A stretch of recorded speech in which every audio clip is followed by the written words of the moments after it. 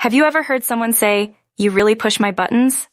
It means someone knows exactly how to annoy or provoke you. Sibling. You always leave your stuff everywhere. Stop pushing my buttons. I told you I'll clean up later. See?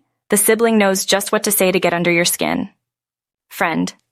You never show up on time. Remember last month? Why do you always have to push my buttons by bringing that up? Friends can push our buttons by reminding us of past mistakes. Partner. Why don't you ever listen to me? You really know how to push my buttons with that comment. Partners sometimes push our buttons during arguments. Coworker. Are you sure you can handle this project? Remember the last time? Please stop pushing my buttons. I've got this under control.